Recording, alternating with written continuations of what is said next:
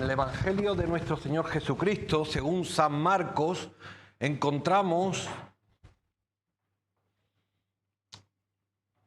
otra de las lecciones paradigmáticas que hemos venido, que estamos considerando en los Evangelios.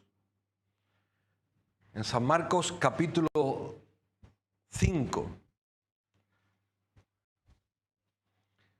En San Marcos capítulo 4, al final, en el versículo 41, los apóstoles, después de la proeza que el Señor habría hecho con la tormenta, dice que temieron y se decían unos a otros: ¿quién es este que aún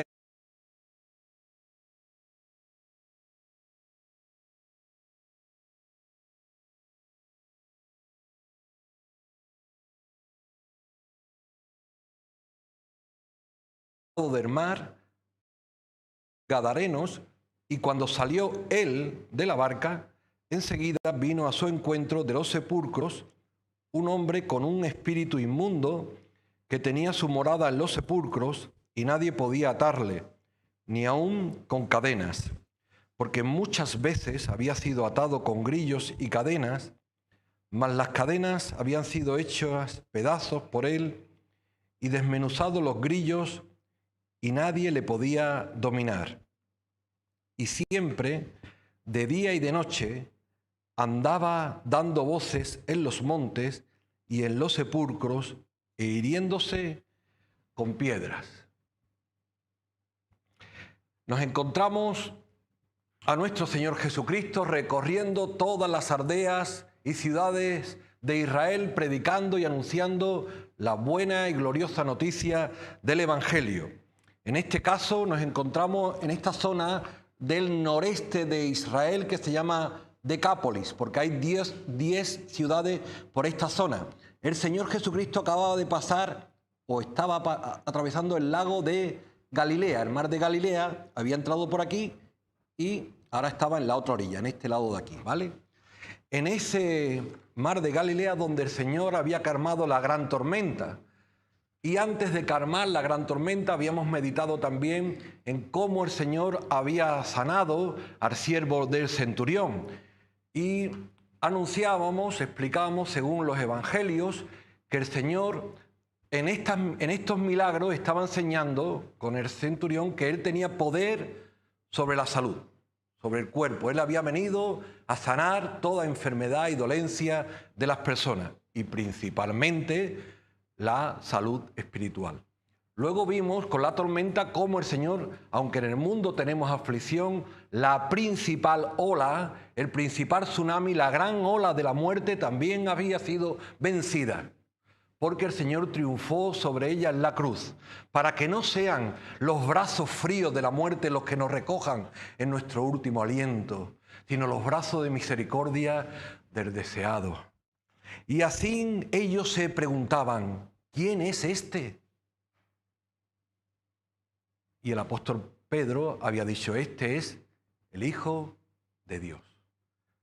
Este Hijo de Dios ahora da una tercera revelación paradigmática de cómo Él ve en su percepción espiritual la situación en la tierra. Él iba a una zona en la que sabía muy bien que no iba a ser bien recibido, pero fue.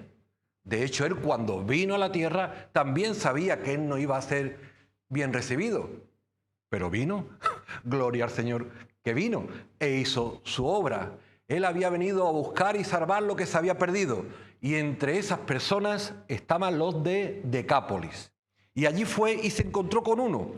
La Escritura habla de uno, pero podía hablar de todos. Cuando el Señor en su última visita a Jerusalén entró allí en Jericó, ¿a cuántos rescató? A uno, que era Zaqueo. ¿A cuántos quería el Señor salvar? A todos.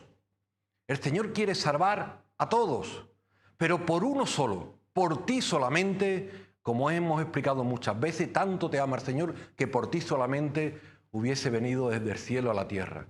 Pero a eso Él ya le estaba costando mucho. Ya estaba pasando una tempestad y ya se encontraba con una situación deplorable. Esta persona, todo lo que describe, vivía en los sepulcros varias veces, estaba atado, se desataba. Cita el Evangelio de Lucas, porque estos pasajes también se citan en Mateo y en Lucas, que no vestía ropa, estaba desenfrenado, sin calma interior, sin orden en su vida. Pobrecito, pobrecito. Intentaron calmarlo, intentaron dominarle. Dice la Escritura que le intentaron dominar muchas veces, pero no pudieron. A veces este mundo provoca maldades, provoca enemistades contra Dios y luego quiere poner parches al viento. Luego quiere poner remedios humanos a situaciones espirituales imposibles de paliar con remedios humanos. No hay calmante, no hay medicina, no hay terapias. Tristemente, muchas personas hoy sufren ataduras espirituales y el mundo le quiere poner remedios carnales. Y siguen igual, siguen igual. El diagnóstico de esta persona estaba muy claro. También es verdad que estos temas espirituales hay que tratarlos con tacto. Con tacto. Estamos hablando del reino invisible. Y en el reino invisible, por la revelación de la Escritura, sabemos que hay ángeles, pero también sabemos que hay huestes de maldad. Y estas huestes de maldad hacen estas obras. Y no deberíamos hablar de ellas sin conocimiento propio y tampoco deberíamos envanecernos en el conocimiento propio para hablar de ellas con despecho, como si nosotros estuviéramos por encima de ellas, porque ellas están por encima nuestra. Y nosotros somos personas, criaturas inferiores, que no podemos enfrentarnos a ellas. Por eso, entre mis hermanitos gitanitos, ya hace mucho tiempo que aprendí una expresión del arcángel cuando luchaba con el otro arcángel, que el Señor te reprenda. Esto es cosa entre el Señor y tú. Pero nosotros no debemos de ignorar sus maquinaciones, no debemos de ignorarla porque nos la juega. Y nos hace pozos y nos zancadillea y nos hace caer. Por eso el Señor revela las acechanzas del diablo. Y Él había venido allí, igual que ha venido aquí, para destruir las obras del diablo, que el Señor los reprenda. Pero claro, tampoco se puede todo endemonizar. Y si una persona tiene una paranoide, o una persona tiene una esquizofrenia, o tiene otro tipo de enfermedad mental, ¡oh, este está poseído! O un niño que hace una travesura de aquella manera, este niño está endemoniado. Bueno, hay que llamarle a cada cosa con propiedad. Y ya digo que estas cosas no se deberían de tratar por nadie a la ligera, sino con temor, con decoro y siempre centrarnos en el Señor. El Señor es el Señor. Y Él sí que está por encima de las huestes de maldad, de los ángeles y por supuesto de todos nosotros. Y Él estaba haciendo su obra. Claro, ¿cuál es el diagnóstico aquí? Esta persona estaba desnuda, alocada, sin orden en su vida, pero quizá alguien que esté escuchando este mensaje ahora diga, bueno, esa no es mi situación. Mira yo cómo estoy, parezco un dandy, yo estoy ahora sentado, si yo estoy en mi juicio cabal, yo no necesito a Jesús, yo no necesito oír de Dios, yo estoy estupendamente.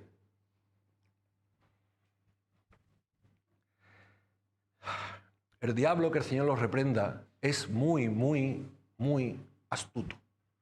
Y sabe a cada persona cómo engatusarla muy, muy bien, para que se crea que se encuentra bien cuando el Señor está revelando cómo Él ve a cada persona. Y en el libro de Apocalipsis pudiéramos ver un versículo solamente, Apocalipsis capítulo 3, cómo el Señor nos ve a las personas antes de venir a sus pies. Apocalipsis capítulo 3, versículo 17. Porque tú dices, yo soy rico y me he enriquecido, y de ninguna cosa tengo necesidad.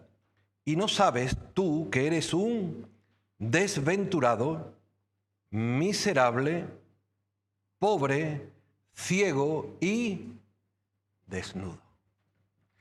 Así ve el Señor a todas las personas que están apartadas de Él. Pero las personas no se ven así, las personas se ven ricas, vestidas y en su juicio cabal. Y piensan que no tienen necesidad de Dios. Cuando la Escritura revela que están claramente atadas por estos grillos, estas cadenas que revelan aquí, son cadenas espirituales que te atan al abismo, a la condenación eterna, al infierno.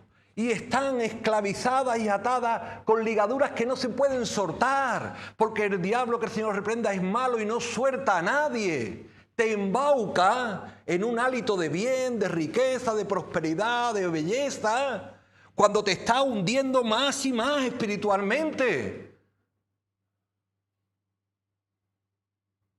Las ataduras espirituales no se ven por la vista, pero la estamos interpretando por los ojos de la fe que la Escritura está revelando. El Señor Jesús entonces cita lo que Él hizo para soltar y liberar a esta criatura. Y clamando, versículo 6. Cuando vio, pues, a Jesús de lejos, corrió y se arrodilló ante Él. Y clamando a gran voz, dijo: ¿qué tienes conmigo, Jesús, Hijo del Dios Altísimo? Te conjuro por Dios que no me atormentes. Porque le decía: sal de este hombre, espíritu inmundo. Y le preguntó: ¿cómo te llamas? Y le respondió diciendo: Legión me llamo, porque somos muchos. Y le rogaba mucho que no lo enviase fuera de aquella región. Estaba allí cerca del monte un gran hato de cerdo paciendo, y le rogaron todos los demonios diciendo: envíanos a los cerdos para que entremos en ellos. Y luego Jesús les dio permiso. Nótese esta expresión que acabo de buscar en la ortografía: le dio permiso. El diablo, que el Señor reprenda, no hace lo que le da la gana, no hace lo que quiere. No se le puede imputar más poderes de los que ya tiene. Tiene poder más que las personas, sí, pero su poder está limitado al permiso que Dios le dé. Y saliendo aquellos espíritus inmundos, entraron en los cerdos, los cuales eran como 2000, y el hato se precipitó en el mar por un despeñadero, y en el mar se ahogaron. Aleluya, aleluya, aleluya. Los demonios creen y tiemblan. Cuando vieron a Jesús, se postraron ante Él. Ellos no tienen otra opción. El Señor es el Señor de ellos. Y ellos ante el Señor se postran. Pero las personas no. Dios no nos ha creado a nosotros como robots o máquinas que se postren ante el Señor siempre que le ven. Dios nos ha creado como es Él, libre, en su insondable amor, con capacidad de discernimiento, de adorarle, o de como se hizo en el cielo un día, o de rebelarnos contra Dios, de postrarnos y cantarle por todas sus maravillas, o vivir a mi manera, como dicen aquellos que se autodenominan libres. Yo soy libre, hago lo que me da la gana. Es la expresión más clara de estar atado espiritualmente. Yo soy libre, vivo a mi manera. Son las expresiones más claras de que se está atado espiritualmente. Pero eso es lo que se canta. Y eso es lo que se exhibe en los medios de comunicación. Y de eso van las series de televisión. De vivir a mi manera, de ser libre, de ser... No tengo que depender de nadie, yo controlo. Pero qué necio, qué insensatos somos, por favor. Yo controlo cuando hace con nosotros lo que quiere. Controla al mundo como marionetas. Les vende el abismo como si fuera un paraíso. Y ellos, cuando el Señor les va a mandar al abismo, dice Lucas: no, Señor, no nos mande todavía al abismo. Pues no es bonito. ¿Por qué temes de ir para allá?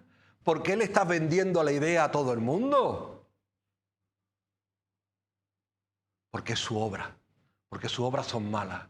La necedad del mundo es que escucha antes al malo antes que a Dios. O si hoy escucha a Dios, es el momento de que tus oídos se abran claramente y decidas vivir por el Señor y para el Señor y rechazar y reprender las obras que te están embaucando y que están atando, que te están destruyendo y mermando poco a poco. Porque aunque seas rico y próspero en tu salud física o social o económica, emocionalmente y sobre todo espiritualmente te está atando y te está destruyendo y te va a desmoronar eternamente. Con una palabra, el Señor los mandó al hato de cerdo. Con una palabra le dijo al hijo del centurión: no hace falta que entres en mi casa, con una palabra tuya será suficiente. Y con una palabra el siervo del centurión se sanó. Pero dijimos que para sanar nuestro cuerpo no hizo necesaria una sola palabra. ¿Qué fue necesaria? Que el Señor diese su vida en la cruz. Para sanar la tormenta, ¿qué hizo el Señor? Se levantó. Viento, detente. Y el viento se detuvo. Pero para cargar y vencer la gran tormenta de la muerte no fue necesaria una palabra. Tuvo que dar su vida en la cruz. Hermanos, para liberar a una criatura de las huestes de maldad, no era solamente necesaria una palabra. Provisionalmente sí fue necesario, provisionalmente. Pero para desatarnos de la iniquidad y de la atadura perpetua no era suficiente una palabra. ¿Sabéis qué era necesario? ¿Qué era necesario? La cruz. ¿Sabéis qué era necesario? La cruz. ¿Sabéis qué era necesaria? La cruz.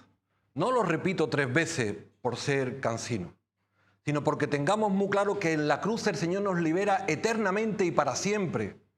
Hoy se ha leído Jeremías 31, paradigmático. Un poquito más adelante, el Puga lo mentaba, viene la expresión del nuevo pacto. Es el versículo más largo que se transcribe literalmente luego en Hebreos en el Nuevo Testamento, porque describe el nuevo pacto que el Señor, y Benecer también lo mentaba. Pero en una de las porciones que ha salido 2 veces, cita la Escritura: liberó a Jacob de otro más fuerte que él. ¿Quién era más fuerte que Jacob? Quizás los egipcios, el Señor liberó a Israel de los egipcios. Quizás de Asiria los liberó de Asiria. Quizás de Babilonia los liberó de Babilonia. ¿Cómo liberó el Señor a su pueblo? Dice la Escritura: con su brazo fuerte, con su brazo extendido, el brazo que no se ve. El brazo que no se ve interviene en la historia de Israel para liberarlo, y las personas aprendemos sus maravillas y nuestra fe crece. El brazo extendido de Dios tiene el mismo poder que su palabra. El brazo extendido de Dios tiene el mismo poder que su palabra. La palabra sana, el brazo de Dios sana. La palabra libera, el brazo de Dios libera. Pero hermanos, para liberarnos de las ataduras de impiedad, en la que todos algún día estábamos esclavizados, todos algún día hemos estado esclavizados, no fue necesaria la palabra. Fue necesaria la cruz. Y dice Isaías 52 que Dios mismo desnudó su brazo. El brazo invisible de Dios fue desnudado para rescatar a aquellos que estamos desnudos por la miseria del pecado.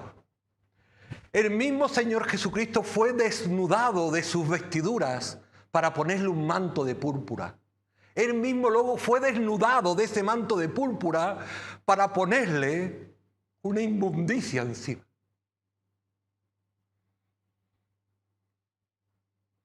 El Señor tuvo que sufrir en la cruz el combate contra las huestes de maldad. Durante horas de tinieblas, tuvo que vencer a las tinieblas para que cuando volviese la luz, tuviera la oportunidad de ofrecernos a nosotros la luz. Pero Él tuvo que pasar los dolores de la humillación y del sufrimiento que cada uno de nosotros tenía que soportar. Tuvo que descender hasta los abismos, tuvo que descender hasta el lodo cenagoso e irnos desatando uno a uno. Las horas fueron largas y mientras tanto hubo un combate tremendo. Dice la Escritura que los demonios fueron exhibidos públicamente en la cruz, dice Colosenses. Pero allí también dice que fueron y triunfó sobre ellos en la cruz. Los exhibió públicamente, triunfando sobre ellos en la cruz. Nadie vio allí a las huestes de maldad exhibida públicamente, pero la palabra nos lo revela. Pero para eso el Señor tuvo que sufrir un combate durísimo. Toda su vida, Él fue tentado como cada uno de nosotros. Cita la Escritura que Él fue tentado en todo, pero, amén, sin pecado. Él fue tentado en todo, pero sin pecado. Porque si Él hubiese pecado, su sacrificio hubiese sido en vano. ¿Imagináis en las horas de la cruz lo que Él tuvo que padecer con esos dolores? Ya la habían tentado, si era el Hijo de Dios desciende de la cruz. Pero aún en la cruz tuvo las últimas tentaciones terribles. El Salmo 22 las describe como los toros de Basán que estaban corneándole en su alma. Como los lobos que estaban mordiendo su alma. Porque Él estaba sufriendo inocentemente. Y paradigmáticamente en el Antiguo Testamento nos encontramos un personaje que sufrió lo indecible sin merecerlo. En manos del malo. Hasta 10 hijos perdió. Hasta su patrimonio perdió. Hasta su salud perdió. ¿Y qué le dijo la mujer? Maldice a Dios y muérete. Eso es lo que hubiese querido el diablo. Que el Señor, que estaba sufriendo inocentemente el castigo que todos y cada uno de nosotros merecíamos, hubiese maldecido a Dios y se hubiese muerto. Pero ¿sabéis qué? Que nuestro Señor Jesucristo sufrió en la cruz y bendijo a Dios por el gozo puesto delante de Él, porque sus sacrificios, su sufrimiento estaban desatando cada una de las ligaduras de impiedad que a nosotros nos tenían amarrados por siempre. Por nuestra rebeldía, por nuestra insensatez, por nuestra inmundicia, por nuestra maldad. Gloria al Señor, porque en la cruz ha hecho una obra preciosa. ¿Cómo reaccionaron las personas a la obra de la cruz, a la obra de la liberación? Versículo 15, vienen a Jesús y ven al que había sido atormentado del demonio y que había tenido legión, sentado, vestido y en su juicio cabal, y tuvieron miedo. Y les contaron los que habían visto cómo le había acontecido al que había tenido el demonio y los cerdos, y comenzaron a rogarle que se fuera de sus contornos. Un aplauso. Estaban contentísimos. ¿Por qué el mundo no se alegra con los cristianos? Porque son hijos del diablo, que el Señor los reprenda. No son hijos de Dios. Uno se convirtió y se hizo hijo de Dios. ¿Podían haberse alegrado con él? Ahora estaba el hombre sentado, ahora estaba vestido, ahora estaba en su juicio cabal. ¿Se alegraron con él? No, le dijeron al maestro, vete de nuestros contornos.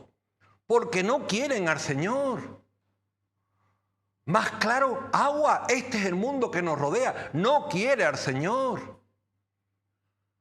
¿Habéis visto a una nación en la tierra que adora a Dios? Una. Adoran a dragones, adoran a dioses mayas, adoran a brujos, adoran a dioses de la mitología, Zeus, adoran a figuras de hombres, vírgenes, mujeres.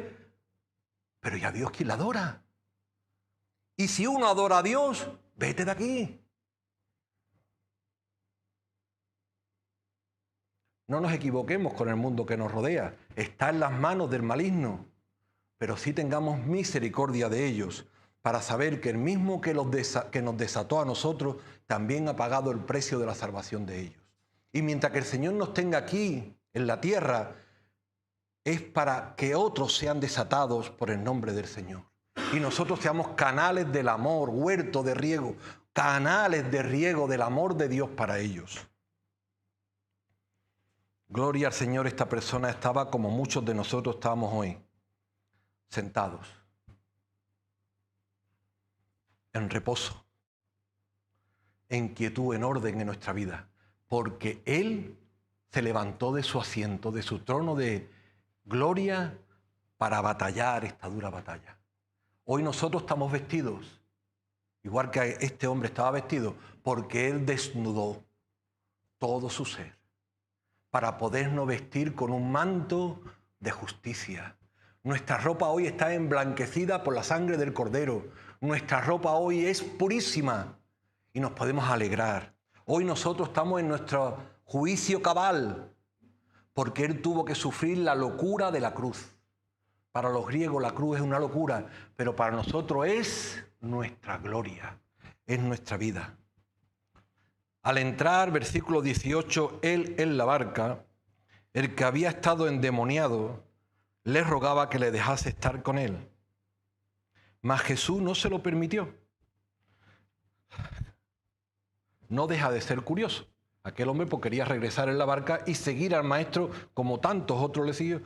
Pero el Señor no se lo permitió, sino que le dijo, mira, vete a tu casa y a los tuyos y cuéntales cuán grandes cosas el Señor ha hecho contigo y cómo ha tenido misericordia de ti. Y se fue y comenzó a publicar en Decápolis cuán grandes cosas había hecho Jesús con él, y todos se maravillaban. Gloria al Señor. Esa es nuestra encomendación, publicar cuán grandes cosas el Señor ha hecho con nosotros. Y esto es lo que nosotros publicamos. Nosotros predicamos a Cristo crucificado y resucitado. Él ha triunfado sobre las huestes de maldad. Él ha triunfado sobre nuestras enfermedades y dolores. Él ha triunfado sobre la muerte y el pecado para darnos vida en gloria. A veces el testimonio de las personas es ególatra, es egocéntrico. Es verdad que puede uno decir, yo antes era ciego y ahora veo, y usar el pronombre personal una vez. Pero a veces tú escuchas del testimonio de una persona y yo antes, y ahora, yo ahora. Sí, ya lo sabemos que tú antes éramos tú unos desastres. Lo que tenemos que decir, ¿qué hizo el Señor para que haya una diferencia entre el antes y el ahora? ¿Cuán grandes cosas el Señor ha hecho para liberarnos a cada uno de nosotros? Y hablar de las maravillas de la cruz, hablar de las maravillas de la obra de la redención, hablar de las maravillas de su sacrificio, de su valor, de su justicia, de su redención, de su misericordia. Es de Él de quien tenemos que hablar. De Él. Para gloria de su nombre y rescate de almas. El Señor permite que aún estemos en esta orilla. ¿Pudiéramos estar ya en la gloria? Pudiéramos. Pero si el Señor no nos tiene ya en su gloria, bendito sea su nombre, es porque todavía tiene planes con nosotros y planes a través de nosotros en otras criaturas. Pueden ser nuestros familiares, nuestros vecinos, nuestros compañeros de trabajo. Pero cuéntale cuán grandes cosas el Señor ha hecho contigo. Terminamos cuando en Hechos de los Apóstoles fueron a Decápolis, iba a Pablo, ¿sabéis qué había por allí? Mucho pueblo. Mucho pueblo. Porque uno habló de cuán grandes cosas el Señor hizo con él. Amén. Que el Señor los bendiga.